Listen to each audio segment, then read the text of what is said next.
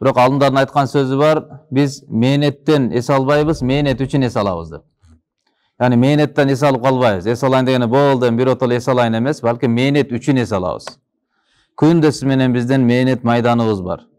Шайтан менен каршы күрөшмөй, напсы менен күрөшмөй, чөйрө менен күрөшмөй, динсиздик менен күрөшмөй, күндө мээнет майданындабыз да. Качанга чейин ушу чечим чыгып ийгиликке жеткенге чейин. Ийгиликтүүлөр туурасында Кур'ан-ы Каримде Аллах Таала айткан: "Ман удхилал жанната man zuhziha anin nar wa udkhila jannata faqad faz." Kim egerde tozoktон сакталып, бейишке киргизилген болсо, анык ошол адам ийгиликке жетти дейт. Yani tozoktон сакталып, tozoktон болду, кутулдуң, тозокко түшпөйсүң. Сен түбөлүккө бейишке киргин деген чечим чыкканга чейин мээнет майданындабыз да. Bir жолу Египетте жүрүп, bir киши менен сүйлөшүп калып отуруп, өмүр бою мээнетке даярмын десем айтат, жок, өмүр бою дебеген дейт да. Балким мусулман адамдын кыла турган эмгегинин мээнет тааласы бүткүл алам. Бүткүл дүйнө жүзүндөгү жүргөн адамдар, кыяматка чейин келе турган инсандар.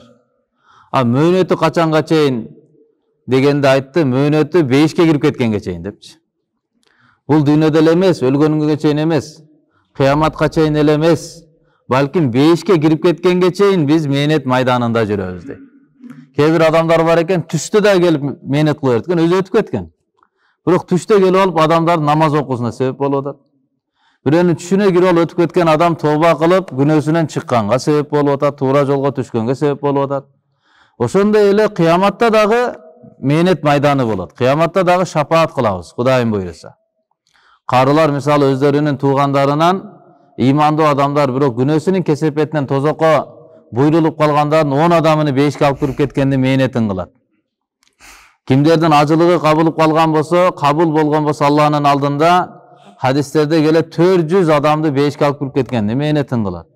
Кыяматта дагы салихиндер, шейиттер, сыддыкиндер, булар да кыяматта дагы мээнет болот да. Ошондуктан бул уйку дегени биротол эле эс алып калуу ыкма эмес, болду эс алдым деп эле жатпайбыз. Балким мээнет үчүн эс алат экенбиз да. Ошонун адептери, уктоонун адеби. Бирөөдөн сураганда сен Кудайга канча саат сыйынасың десе, ал айтыптыр 24 саат бою депчи. Күнү түнү Кудайга сыйынам. Сен эмне, уйку деген сенин жашоо тартибиңде жокпу? Аял менен болгон мамиле жокпу? Тамак жөө, эс алуу, башка нерселер жокпу? Бир гана сыйынып эле ушу ибадатканаңда мечиттен эле чыкпайсыңбы? Десе, жок, биздин ислам динде баары бар. Бирок ошол бардык нерсени пайгамбарыбыз көрсөткөндөй Аллах Таала буйруганга лайыктуу кыла турган болсок, анын баары сыйынуу ибадат болуп эсептелет, сооп алып кете беребиз. Ошондой эле уйку, мисалы адам баласынын жашоосу 24 саат болсо, ошонун 8 саатын уктап атат, 3төн 1-ин уктап атат. 3төн 1 жашообуз уйкуга кетип жатат биздикичи. Демек 3төн кыяматта жашоо боюнча сурак беребиз. Жашоонун негизи 3кө бөлүнөт. Эң маанилүүсү жаштык. Ошондон хадистерде келет. Кыямат күндө эч бир адамдын бир кадамы жылбайт. Бир да кадам жылдыра албайт эч бир адам. 4 нерсеге суралмайынча. Кээ бир аяттарда 5 нерседен суралмайынча. Алар эмне өмүрү туурасында каяка сарптады. Жаштыгы туурасында каяка иштетти. Негизи өмүр жаштыктын ичиндеги нерсе. Эмнеге пайгамбарыбыз алейхиссалату вассалам өмүрдүн ичинен жаштыкты өзгөчөлөп туруп айтып койду? Себеби адам баласы эң көп сооп нерсе же эң көп күнөөнү жаштык учурда кылып коет экен да. Шайтан ушинтип азгырып коет, сен жашсың азыр кой дейт. Сен жашсың, күлүп ал, ойноп ал, көрүп кал, тигини кыл, муну кыл, анан убактысы келет, анан токтолуп алып акырын сооптуу иштерди кыла бересиң, азыр мындай эле жүрөр, напсиңе кул болуп, шайтанга кул болуп, уятсыздык менен депчи. Бирок жаштыкта кылган нерсенин көбү жаштыкта болот экен да. Көп сүйлөйт экенбиз жаштыкта, көп нерсени жасайт экенбиз жаштыкта. Кыяматта эң көп сурак жаштык туурасында болот экен да. Жаштык туурасында. Ушуну урматтуу угандар, демек өмүрүбүздүн 3төн 1 өтүп атат уйку менен, эми уйкуну деле сүннөткө ылайыктуу кылыш керекпиз. Уйкуну деле Аллах Тааланын көрсөткөн өкүмүнө ылайыктуу кылыш керекпиз. Ошол туурасында адептер, уйкуга байланыштуу кандай сүннөт адептер бар? Биринчи, эрте уктоого аракет кылуу. Балким буну мурдагы адамдар 20 жыл мурун айтсаң анча зарылчылыгы жок болуш керек. Бирок азыр өтө зарыл болуп калды ошо маселечи. Эрте уктоого аракет кылуу. Дини же дүйнөлүк зарыл иштер болбосо. قال أبو برزة أن النبي صلى الله عليه وسلم كان يكره النوم قبل العشاء والحديث بعدها رواه البخاري. İmam Bukhari rahmatullah rivayet kılgan hadiste Hazreti Abu Barza ağa Allah'ın razılığı bolsun aytat. Albatta Peygamberimiz sallallahu aleyhi ve sellem kuptandan murunku uykunu jana andan kийинки сүйлөшүүнү жактырбачу дейт. Peygamberimiz aleyhissalatu vesselam'a bu nerse jakpayт эле. Kuptandan кийин уктаганды bizde beymal деп коет го, beymal bolup kaldı uktaba депчи. Kuptanга чейин уктамай жок. Се kuptan бар, башка бар, чала уйку, уйкунун тартиби бузулат. Ошондой эле kuptandan кийинки сүйлөшүүнү жактырбайт эле дейт. Мындайча айтканда kuptandan кийинки башка нерсенин алек болбостон дароо уктаганды Peygamberimiz жактырчу. Эрте жатканды жактырчу, ошого жолдомо айтат эле, ушундай кылгыла деп. Бирок өзүнүн амалынан карасак, Hazreti Abu Bakr radıyallahu anh менен сүйлөшүп отургандары бар. Бул хадиске каршы келип калган, куптандан кийин деле, түн ичинде деле. Демек, бул дегени диний же дүйнөлүк зарыл иши болуп калбаса, башка нерселердин баардыгын күндүзгө коелу да, башка убакытка коелу, куптандан кийин уктагандан аракет кылыш керек да. Бирөө менен жолугайын деп атасыз, куптандан кийин жолуксаңыз деле болот, эртеси күндүзү жолуксаңыз деле болот. Демек, Пайгамбар алейхисаламдын каалоосу куптандан кийин укта да, эртеси күнү аны менен жолуга бер деген маселе да. Демек, куптандан кийин эрте жатыш керек экенбиз. Эмне үчүн азыр бул маселе орчунда болуп калды? Себеби телефон деген bir маселе чыкты. Бул адамды уйкудан калтырып атат да. Түнкү уйкудан калды дегениңиз түнкү ибадатыңыз деле каза болду деген сөз. Тахажжудка тура албайсыз. Кээде болот багымдатка деле уктап каласыз. Багымдаттан уктап калган адам күнөөкөр болбойт. Уктап калды, ойгонсо багымдат өтүп кеткен да. Күнөөкөр болбойт. Кандай сүрөттө ойгонгонго толук ою болуп туруп, күмөнү болуп туруп уктап калган болсо. Жатты, өзүнө ишенген ойгономун депчи. Ошондой сүрөттө да, мындайча айтканда будильник коюп жаткан болсо, ошол ойгонуп туруп турганга күчү жеткен болсо, жатты түнү бою уктабай анан багымдат 2 саат калганда уктап алды да, анан ойгонуп кетсе саат 12 болуп кеткен, бул жооптуу болот, бул каза кылды эле болуп эсептелет бул. Себеби анык билип туруп уктап алды бул. Турбашыны билип туруп, же будильник койгон жок, же бирөөгө айтып койгон жок, мен ойготуп кой депчи. Ошондо Пайгамбар саллаллаху алейхи вассалам урматтуу туугандарым, жолдомосу эрте жат, эрте туруп, эрте менен жумушуңду кыл. Менин үммөтүмдө береке эрте мененки убактысына берилген деген. Эрте менен жумуш кылмай. Диний иш болсун, дүйнөлүк иш болсун, берекелүү убактысы багымдаттан кийинки убакыт.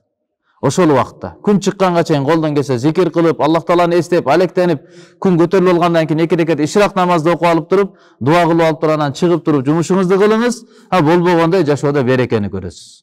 Ошондо демек биринчи эмне кылат экенбиз? Уйкунун адеби эртерээк жаткан аракетине кылалы. Башка нерселер менен алектенбейли. Зарыл нерсе болуп калбаса. Үйдүн эшигин бисмиллах деп акырын жабуу. Бул деле адеп экен. Бисмиллах деп эшикти жабып карап коюш керек экенбиз. Пайгамбар саллаллаху алейхи вассалам айткан, "Игликул баб", Муслим рахматуллахи риваят кылган хадистин бир үзүндүсү, эшикти жаап койгула деп айткан. Уктар алдында эшигиңерди жаап койгула деген. Ачык жатып алмай жок. Идиш аяктардын үстүн жаап коюу. Гаттул ина ва авкус сиқаа. Пайгамбар айткан, идиш аяктардын үстүлөрүн жаап койгула деген. Бул деле ошо Муслим риваятындагы хадис. Демек идиштерди жаап коебуз. Bir жылда bir оору түшөт дейт Пайгамбарыбыз. Ошол ачык турган идишке түшүп калат экен. Анан адам ошону жуубастан кайра колдонулганда ошол ооруга чалыгып калат экен. Мисалы мындай эми оору түшүп калат экен да деп коет элек, азыр эми ишендик туурабы? Ковидтен кийин таза ишенип калдык. Оору көрсө көрбөй эле келип алат экен деген ишеним болуп калды да. Bir оору түшүп калат дейт идиште Пайгамбар алейхиссалам. Ачык болгон идиштерге ошол түшөт дейт. Демек кандай оор экен Алла билет. Пайгамбарыбыз айтты, бул чындык. Идишиңерди жаап койгула, жок дегенде мындай бир чыбык таштап болсо деле идиштин үстүн жаап койгула деген Пайгамбарыбыз. Колдон келишинче кыскасы идиштердин үстүнө жаап коебуз, урматтуу туугандар. Төртүнчүсү, чырак жана ашыкча жарыктарды өчүрүп коюу. Пайгамбарыбыз айтты, "Иза нимтум фатфау суружакум", раваху Абу Дауд. Имам Абу Дауд рахматуллахи Сулайман ибн Ашас рахматуллахи риваят кылган хадисте Пайгамбарыбыз айтат, "Уктайын деп жатсаңар, анда чырагыңарды өчүргүлө" дейт. Жатар алдында чырактар, азыркы учурда электричество, газ, ушундай нерселерди өчүрүп коюп жатабыз. Жана өзгөчө исрап деле кылмай жок. Сиз бул бөлмөдө уктап атасыз, кухняныкы жөн эле жанып турат. Макул, акчаңыз көптүр, башкадыр, бирок күнөө болуп атат. Буну акча менен жууп кете албайсыз акыреттечи. Bunun kesepetinde эле акча менен жууп албайсыз. Исрапкерчиликтен сактануу, акча көп кетип калат деген эле маселе эмес. Кудайды наразы кыласың, жашооңдо берекесиздик, кесепет келет деген сөз. Ошондон исраптан сактанабыз да, колдон келишче муктаждыкка жараша гана лампочкаларды, жарыктыкты иштетиш керек. Жатканда өзгөчө пайгамбар алейхиссалату вассалам чырактарды, ал учурда себеби өрт чыгып кете турган ыктымалдуулар болгон, аларды өчүрүп коюп жаткыла деп айткан. 5-чи дарат менен уктоо. Колдон келсе адеп боюнча айтабыз, фарз эмес булар. Сөзсүз экен мен даратсыз уктап атам, не болот деп дебейбиз. Ушулар менен кылсак сооптуу болот, жашообуз нурлуу болот. Аллага сүйкүмдүү уйку менен уктайбыз. Эртеси жакшы ниет менен, жакшы ден соолук менен, жакшы маанай менен турабыз.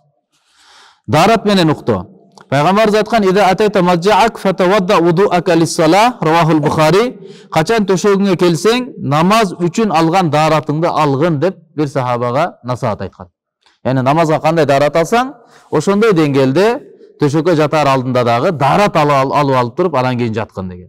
Дарат алып туруп жата турган болсок эмне болот? Дарат алып жатсаңыз, Аллах Таала периштени өкүл кылып шайлап коет. Сиз уктап алып, эки жакка оодарылып, жыргап уктап жатасыз, бирок ошол периште сизге дуа кылып турат. О Аллахым, бул пендеңдин күнөөсүн кечиргин, о Аллахым, бул пендеңге мээримиңди төккүн деп периште дуа кылып турат башыңыздачы. Аллахнын мээримдүүлүгү. Бир кыска эле даратка. Даратты адат кылалы. Колу май болсо, жууп анан уктоо. Пайгамбарыбыз айтты: "Маннама ва фи ядихи гамрун ва лам ягсилху фа асабаху шай'ун фала ялуманна илла нафса", раваху Абу Дауд. Пайгамбарыбыз Аллахнын салам салаваттары болсун айтат: "Кимде ким колу май болуп, аны жуубастан уктап, ага бир нерсе жетсе, өзүн гана жемелесин" дейт. Колу май болуп туруп уктап калган болсо. Май дегени эттин калдыгы, эттин жыты, же майлуу нерселер. Гамыр дегенде ушундай котормолор менен которушкан хадис алымдары. Яни эттин жыты калып калды. Же болсо калдыктары калып калды колуңузга жабышып. Же майлуу нерсени иштеткенсиз, колуңуз май болуп калды. Ушуну жуубастан уктап калып бир нерсе жетсе, анда өзүн гана жемелесин, өзүнө өзү адепсиздик, урматсыздык кылды. Эмне жетип калышы мүмкүн ага? Эки түрдүү котормосу. Бири зыяндуу курт, кумурска, жыландар, башка нерселер адамга жетип калышы мүмкүн. Ошонун жытынан келип туруп, адамды чагып алышы мүмкүн. Экинчи мааниси, ыктымалы, ошо анын жиндер ал аркылуу азыктанып келип туруп, жиндин таасири буга тийип калышы мүмкүн. Ошол эки нерсе эгерде өзүнө жетип калса, өзүнө гана жемелесин деп пайгамбарыбыз айткан. Демек, оозубузду, колубузду чайкап, жууп алып туруп, анан жатыш керек экен тамак жегенден кийин. Ошондо төшөктө тамак жебейбиз деп коет го. Яни жегенден кийин жеген нерсени оозду чайкап, анан жатыш керек. Ошондой эле мисалы бул жерде айтат: "Валам яхсилху", колундагы май болуп, аны жуубаган болсо, демек бирдеке жегенден кийин колду жууш сүннөт экендиги да билинип атат. Жууш керек экенбиз, пайгамбар жуусун дегенге ишара кылып атат. Анан төшөк салып, аны сүртүп тазалап алуу. Бул дагы сүннөт. Төшөктү салдык, төшөккө жатыш өзүнчө сүннөт.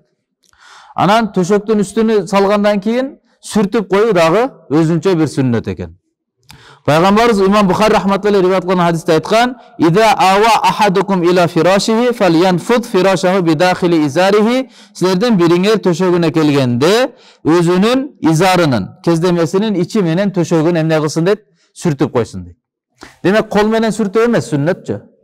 Сүннөт ошо изар менен, бир кездеме менен төшөктү сүртүп коюу. Колдон келсе эң жакшы кагуу. Алып туруп, кагып туруп, анан салмай. Салынып турган төшөк, же болбосо какпай салынып калган төшөктү сүртүп коюш сүннөт болуп эсептелет. Бисмилла, бисмилла деп туруп. Бир жин шайтандан деле сактоо болот, бисмилла деп айта турган болсоңуз. Экинчиден, зыяндуу бир тикенек же бир башка ийнелер боло турган болсо деле, ошо колго билинет, зыяндуу нерсе болсо деле ошондон сактанасыз. Сурма коюу, 8-чи адеп. Жатаарда сурма коюп жатсак, бул пайгамбардын сүннөтү экен. قال ابن عباس رضي الله عنهما كان النبي صلى الله عليه وسلم يكتحل قبل أن ينام بالإثمت رواه الترمذي في الشمائل. Hazreti İbn Abbas radıyallahu anhuma aytат. Süйтүп пайгамбарыбыз Muhammed aleyhisselam уктардан мурун исмит деген сурма менен көзүнө сурма коет эле дейт. Исмит деген ошол араб өлкөлөрүндө чыга турган, Мароккодо, Шам мамлекетте, ошол жактарда, Испаханда, ошол жактарда чыга турган бир таштан исмит деген таш бар. Ошондон жасала турган сурма. Көзгө сүртүп атпайлы сурмалар. Майда. Бул таштан жасалат. Ошо тоодан эле ташты алат, алып алып ошону майдалай берет, майда болуп калгандан кийин анан көзгө сүртө турган нерсеге айланат да. Ошондой эле алымдар мисал берет, адамды дагы кадырлуу адамга айланыш үчүн адам жашоодо майдаланыш керек дейт да. Баягы кыйын күндөр чыныгы эркектерди тарбиялайт дейт го. Ошол сыяктуу адам майдаланыш керек. Кыйынчылыктардан өтүп, устазынын тарбияты, алымдардын көзөмөлү, адам качан нафсине каршы эгерде майдалана турган болсо, Алла үчүн, дин үчүн деп туруп, анан ошол адамдан башка адамдар көзүнө сурмадай кылып сүртө турган сыпаттар пайда болот да. Балаңыз, кызыңыз кыйынчылыкта чоңое турган болсо, жакшы адам болуп туруп чоңоет. Жыргалчылыкта, барчылыкта адам көбүрөөк бузулат.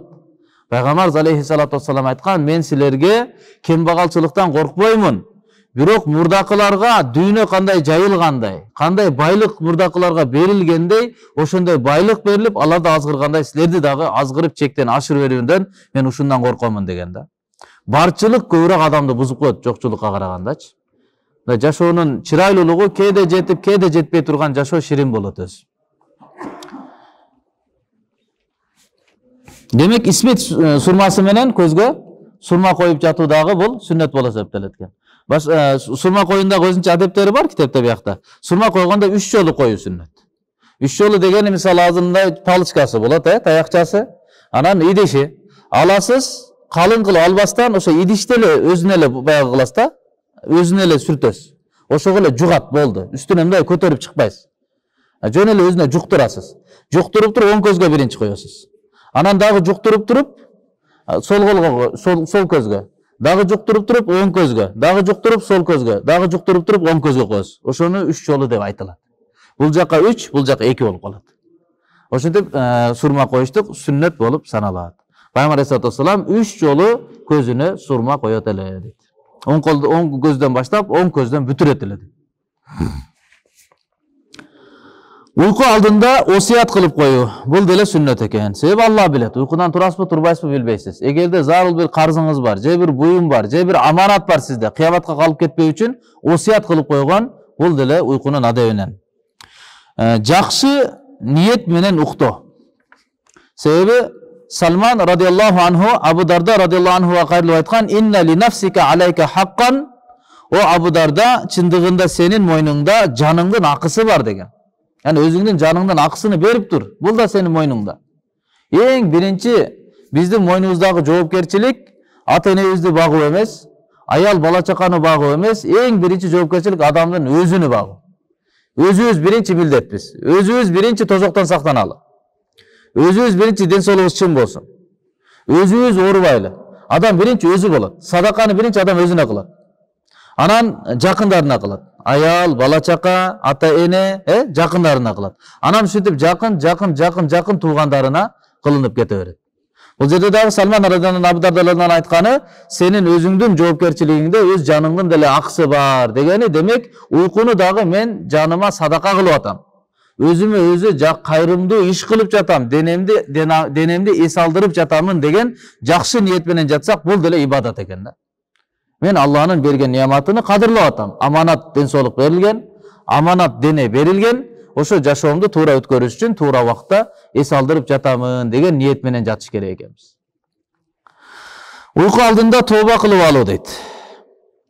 Имам Тирмизи рахматуллахи алейхи риваят кылган хадисте пайгамбарыбыз саллаллаху алейхи вассалам айтат: "Ким төшөгүнө келгенде астагфируллахаллази ла илаха илля хуал хайюл кайюм ва атубу илейх деп 3 жол айтып кое турган болсо, Аллах анын күнөөлөрүн деңиздин көбүгүндөй болсо да, дарактын жалбырагынын санына барабар болсо да, чөлдүн кумунун эсебинчелик болсо да, дүйнө күндөрүнүн эсебинчелик болсо да күнөөлөрүнү кечирет. Yani кандай күнөөңүз болбосун, күнөөнү Кудай Таалам кечиргенге даяр, бирок шарты бар, жатар алдында тооба кылып жата турган болсоңуз. Тообанын сөздөрүнү пайгамбарыбыз үйрөтүп кетти. 3 жолу ушул калиманы айтып койсун деди. Кечирим сураймын мен ушундай заттан, андан башка сыйынып атат зат жок, ал дайыма бар болгон бат нерсени кармап турган зат, жана ага карай мен тооба кыламын, ага тооба кылып атамын деген сөздү 3 жолу айтып жатса, анда ал адамдын бардык күнөөлөрү кечирилет экен. Аллаху акбар. Тооба кылып жакшы ниет менен жатыш керек экен. 12-нчи адеп ички дүйнөнү кек сактоодон жана көрө албастыктан тазалап жатуу дейт. Айтыш жеңил, амал кыйын нерсе. Пайгамбарыбыз саллаллаху алейхи вассалам Анас ибн Малик радиаллаху анху кайрылып айткан: "Я бунайя, ин qadarta an tusbiha wa tumsiya wa laysa fi qalbika ghishun li ahadin faf'al wa dhalika min sunnati. Faman ahya sunnati faqad ahabbani wa man ahabbani kana ma'i fil janna." О балам, эгерде күчүң жете турган болсо, таң аттыргын, кеч киргизгин, бирок жүрөгүңдө дүйнөдөгү бир дагы адамга кек сактоо болбосун. Бир дагы адамга, ал капырбы, душманыңбы, бул айтылып аткан учур оюнчук учур эмес эле. Капырлардын душмандыгы, башка нерсе, мусулмандардын жашоосу жыргал жашоо эмес эле да.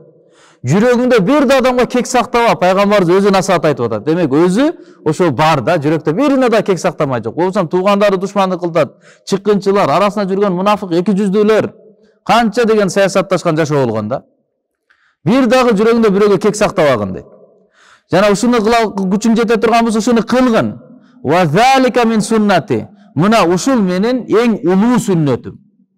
Ушул менин улуу сүннөтүм. Ким мени бир сүннөтүмдү тирсе мени жакшы көрдү. Жакшы көрдүм, жакшы көрөм пайгамбарыбызды, бирок пайгамбарыбыздай жашабайсыз. Пайгамбар сүннөтүнө эргешпейсиз. Үйгө кирсе бардык нерсе бар, бирок сүннөт жок. Үйүңүздө жетим сыяктуу сүннөт кире албай жүрөт. Бул пайгамбарды сүйөм деген сөзүңүз жалган болуп калат. Сүйүүнүн далили ага эрчүү менен болот. Пайгамбарыбыздын сүннөтүнө амал кылуу менен болот. Пайгамбар өз айтып атат: "Ваман ахя суннати фақад ахаббани." Ким мени сүннөтүнө тирсе, ал чындыгында мени жакшы көргөнү ошол. А ким мени жакшы көрсө, натыйжасы эмне? Кана ма'i фил жанна, ал бейиште мени менен бирге болот дейт. Демек сүннөт жашоо пайгамбарыбыз менен биргеликте бейиш, Фирдаус бейишин алып чыга турган жашоо. Сүннөт менен жашай турган болсок, эң улуу нерсе тууганда. Эмне үчүн муну улуу сүннөт деп которобуз? Себеби араб тилинде жакынга, анан кийин алыстыкка ишара үчүн иштетиле турган сөздөр бар да. Мисалы жакын нерсеге хаза дейт, бул. Алыс нерсеге залика дейт, тетигил депчи. Туурабы? Куранда дагы мисал айтсаңыз, Бакара сүрөсүндө не дейт? Алиф лам мим заликал китабу ла райба фи. Хазал китап эмес да? Заликал китап, тетигил китап, анда эч кандай шек күмөн жок депчи. Негизинен ал жерде бул деп эле айтыш керек эле да. Тетиги деп, алыс эмес да. Алланын алдындагы нерсе. Туурабы? Бул деш керек болчу. Эмнеге тетиги деген сөздү иштетип атат? Жакындагы нерсеге алысты иштетүү, бул ошол эмнеге ишара кылынган болсо, ишара кылынган нерсенин азаматтуу экендигинин маанисин берет. Мындайча айтканда, сиздин даражаңыз ушундай деңгээлде тилим ала албайм сиздин атыңызды деп коет го. Яни тетиги деп. Ошондой эле Пайгамбар Алейхиссалам айтып атат. Айтып аткан сүннөтүнү тетиги деп айтып атат, бул деген жок. Ва залика, тетиги менин сүннөтүмөн дегендин мааниси, бул менин улуу сүннөтүм деген сөз. Тамакты оң кол менен жөө дагы сүннөт, жылмайып жүрүү дагы сүннөт, учурашуу дагы сүннөт, бирок жүрөктө кек сактабоо бул улуу сүннөт. Сүннөттөрдүн падышасы, сүннөттүн башы. Пайгамбарыбыздын жүрөгүнүн сүннөтүнүн туу чокусу бир дагы адам менен душмандашмай жок. Бир дагы адамга кек сактап алып, көрөсүң бир күнү сен мага ушундай кылдың эле демей жок. Канча жамандык кылсын, канча душмандык кылсын, бирок Аллах үчүн кечирип кое бермей да. Аллах үчүн кечирип кое бермей.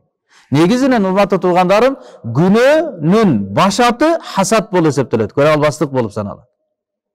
Болсо мусулмандар бири-бири менен өзү тарыхта мусулман болгондо өзү капыр кийин пайда болгон нерсе. Мусулмандардан күнөө чыккан. Мусулман бири-бири менен качан мамиле бузулат, эмне болуп касташат, эмне болуп достук кетет, эмне болуп тууганчылык кетет, көрө албастык себептен кетет. Биринчи бейиште, асманда күнөө хасаттын себебинен болгон. Жерде биринчи күнөө хасаттын себебинен болгон. Бейиште шайтан, иблис Адам алейхиссаламды көрө албады. Көрө албастык кылды. Эмнеге? Бул эмне менден кийин келип алып эле, мен оттон жаралсам, топурактан жаралса, бул лайдан жаралса, мен буга анан сый көрсөтүп сежде кыла экем. Эмнеге? Хасатта көрө албастык болчу. Бирөөнүн өскөнүн, бирөөнүн даражасына, бирөөнүн бактысына сүйүнө албоо. Бирөөнүн ийгилигини көрө албастык кылуу. Жер бетинде дагы биринчи күнөөнү ким кылган? Кабил Хабилди өлтүргөн, бир тууганын өлтүргөн, инисин өлтүргөн. Адам атанын баласы. Эмне себептен? Көрө албастыктын себебинен. Эмне үчүн бул сулууну алат? Эмне үчүн муну курбанчылык кабыл боло берет? Эмнеге бул атамды ушул тарапты ала берет? Эмнеге шарият ушул тараптуу боло берет? Эмнеге? Акыры өлтүргөнгө чейин алып барды да. Башында жөн эле учурашкың келбейт, сүйлөшкүң келбей калат. Барып отуруп көрө албастык, досуң болбосом чогуу жүргөнсүң. Же бир тууганың, бирок барып өлтүргөнгө чейин барат да, өлтүргөнгө чейин алып барат, көрө албастыкчы. Пайгамбар алейхиссалам ошону айтып атат. Бул менин эң улуу сүннөтүм деп атат. Жүрөктө эч кимге кек сактабагын деп. Эч кимге кек сактаба, көрө албастык жүрөгүңдө алба. Бул ушундай нерсе пайгамбарыбыз айткан, кандай устара чачты кырып жок кылгандай, сооптуу иштерди да жок кылат. Яны кылган амалыңызды кырып жок кылат. Бир мааниси. Дагы бир мааниси, сооптуу иштерди кыла албай каласың, жашооңду кырып, ушундай жашоого алып келип коет, күнөө менен эле жүрүп каласың. Кылган амалыңдын бардыгы күнөөгө айланып калат. Күнөөгө. Ички дүйнө кылганың жакшы иш болуп атат, бирок ички багытың туура эмес болуп калат сеники. Кырып жок кылат, жакшылыкты жок кыла турган нерсе көрө албастык нерсечи. Ошондо машалла бирөө берген болсо Алла берди да. Бул тагдырга наразычылык дейт. Алланын бөлүштүргөнүнө наразычылык. Алымдар айтат, таза эле жүрөгүң болбой калса, бирөөгө көрө албастык кылып атасың да. Өзүң тынчтан албай атасың. Ал өскөн сайын сен биякта күйүп атасың. Мисалы экөөң талапкерлигиңди койгонсуң, ал өтүп кетти, сен биякта калып кеттиң. Ал өскөн сайын сен түшүп атасың. Ичиң жөн эле күйүп атат. Боло албай калган болсоң, чыдабай калсаң, анда эмне кыл дейт? Алымдар айтат, ошондогу бар нерсе барбы? Ошону өзүм бердим деп эле өзүңдү тынчтандырып койчу дейт. Ошону мен бергем депчи. Эки контейнер бири-бири менен тирештиң, конкуренция бар товарда. Барып бул өсүп кетти, сен калып кеттиң да. Бул өтүп кетти, монополия кылып кетти болчу. Бардыгын өзүнө алып койду. Ак жүрөгүң таза эле тынчтанбай атса, ушундай тынчтандырып кой дейт да алымдарчы. Айтып кой дейт, ушунун ийгилигини мен бердим буга депчи. Өзүң сүйүн дейт да, мында мен бердим, ушу даражага буну мен жеткирдим деп эле койчу дейт. Эгер Кудайдын кылгандыгына ишене албай жаткан болсоң дейт. Ушинтип өзүңдү катя тынчтандырып койганда дейт. Кудай кылып атат да бүткүл нерсени чааламды. Ошондон хасаттан таза болуш керек. Жатар алдында жүрөгүбүздү бир тазалап алып туруп жатыш керек экенбиз. Хасат менен ахиретке кетип калган болсок, соопторду кырып коет бул нерсечи. Жүрөктү тазалап жатыш керек экенбиз. Кийинкиси тахажжуд окууга ниет кылуу дейт. Ниеттен баштайлы иншалла. Ниет кылалы. Тахажжуд окуйм деген ниет болсун хотя бы иншалла. Пайгамбарыбыз саллаллаху алейхи вассалам айтат, ким өз төшөгүнө келсе, түндөсү туруп намаз окуйм деп туруп ниет кылган болсо, анан көзү ага үстөн болуп кетип таң атып кетсе, анда ниет кылган нерсеси ага жазылат, анын уйкусу Кудай Тааламдан ага берген садака жакшылык болуп эсептелет дейт. Яни бекем ким адаттанган болсо, тахажжуд окуп жүргөн, окуйм деп эле адатынча жатты, бирок чарчап калган же бир нерсе уктап ойгонбой калды, караса багымдат болуп калган, тахажжуд болбой калды. Демек тахажжуд окуганга ниетине бул сооп алып кете берет дейт Пайгамбарыбыз алейхиссалам. Уктатып эс алып алганы Алланын берген сыйлыгы дейт. Уктады дагы, бирок соопту дагы толугу менен эле алды болуп калат. Демек Пайгамбар алейхиссалам бул жерде неге бизге кызыктырып атат? Ниет кылып окубай уктап жата бергиле деген сөз эмес, жатарда ниет кылып жаткыла деген сөз.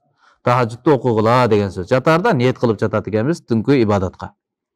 Андан кийинки адеп хадисте келген сүннет дубаларды окуп жатуу. Маснун дуба деп коебуз. Пайгамбар алейхиссалату вассалам жатар алдында кандай дубаларды окуган болсо, Аллага кайсы сөздөр менен кайрылып алып анан жаткан болсо, ошо сөздөрдү окуп алып туруп жатабыз иншалла.